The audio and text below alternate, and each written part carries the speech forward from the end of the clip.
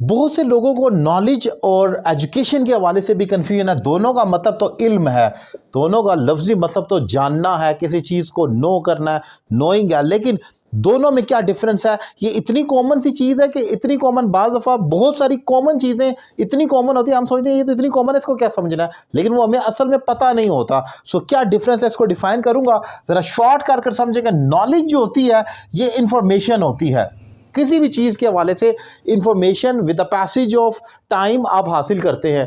आप बड़े हो रहे हैं, आप रोज़ अगर रोज़ किसी सफ़र पर निकलते हैं तो आप उस सफ़र पर जाते हुए जो चीज़ें सीखते सीखते जाते हैं, पढ़ते पढ़ते देखते हुए जाते हैं, ऑब्जर्व करते हुए जाते हैं, ये आपका नॉलेज बढ़ रहा है, आपको उस हवाले से नॉलेज हो रहा है। तो ये एक इन्फॉर्मेशन होती है जो किसी भी चीज़ से आपको, किसी भी चीज़ के हवाले से हासिल होती रहती है, एक इनफॉर्मल वे में, प्लान नहीं करते लेकिन आपको मिलती रहती है रोज़ ब रोज़ या एज के साथ साथ। फिर इसमें अंडरस्टैंडिंग, तो ऑब्वियसली अगर इंफॉर्मेशन होगी तो अंडरस्टैंडिंग भी डेवलप हो जाती है।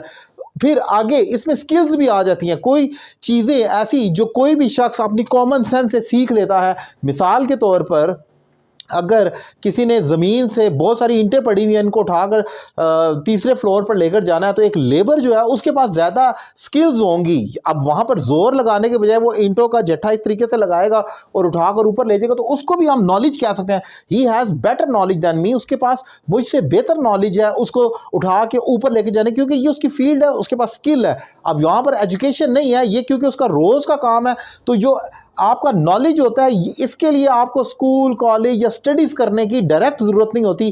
कोई भी अनपढ़ शख्स भी नॉलेज रख सकता है किसी बहुत ही अच्छी चीज़ के हवाले से। अगर एक मशीन है, लेट्स सपोज एसी है, उसको ऑपरेट करने वाला, उसको खोल कर पूरा मोबाइल को ठीक करने वाला, ज़रूरी नहीं कि बहुत एजुकेटेड इंसान हो, कोई भी अनपढ़ शख्स भी नॉलेज बेसिक रख सकता है, उसको खोल कर यूज़ कर कर उसको बंद करने की।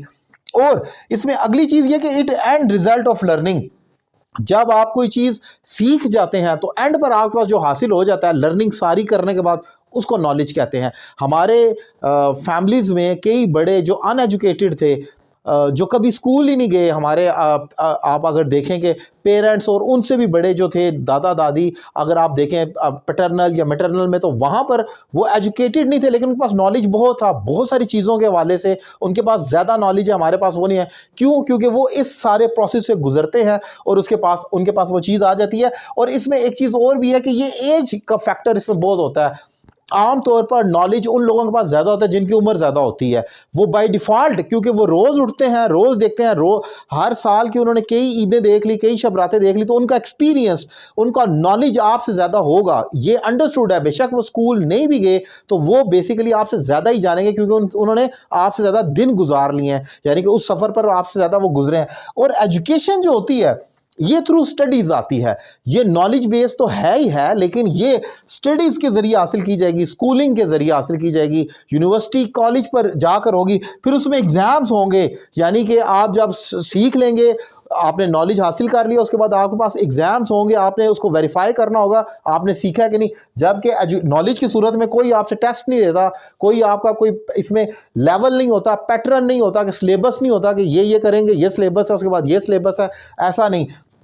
नॉलेज यहाँ पर एजुकेशन में लेवल्स होते हैं, जैसे आप फर्स्ट सेकंड थर्ड फोर्थ और फिर मैट्रिक करते हैं, इंटर करते हैं, लेकिन नॉलेज की तो कोई हद ही नहीं है। एक छोटा बच्चा भी आप उसको पीएचडी की नॉलेज देना शुरू कर दें तो वो जितना उसका माइंड है वो भी सीख सकता है। और एक बूढ़ा बंदा भी नॉलेज, अगर आप उसको, अगर स्कूल ही नहीं गया तो उसको एबीसी से स्टार्ट कराएं तो वो भी कर सकते। तो नॉलेज की कोई हद नहीं है। एजुकेशन जो होती है इसके लिए एक पैटर्न और लेवल के जरिए आपको जाना पड़ता है एजुकेट करने के लिए, स्टडीज़ के जोर से गुजर कर। तो ये डिफरेंस है दोनों में।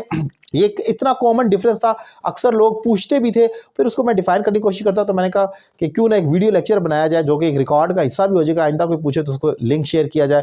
तो ये एक इंपॉर्टेंट टॉपिक मैंने डिफाइन किया। लेक्चर कैसा लगा अपनी राय का इजहार करें। और अगर आप मुझसे ऑनलाइन इंग्लिश लैंग्वेज कोर्स करना चाहें तो मेरा नंबर आपके सामने स्क्रीन पर मौजूद है। आप एक रीजनेबल फी पे करके मुझे ज्वाइन कर सकते हैं और घर बैठे अपनी इंग्लिश में बहुत बड़ी इंप्रूवमेंट ला सकते हैं। फीमेल स्टूडेंट्स के लिए फीमेल टीचर्स भी मौजूद हैं। तो ये 1-on-1 क्लास है, इंग्लिश सीखने का मौका अपने हाथ से ना जाने दें और मुझे ज्वाइन करें। Thank you very much.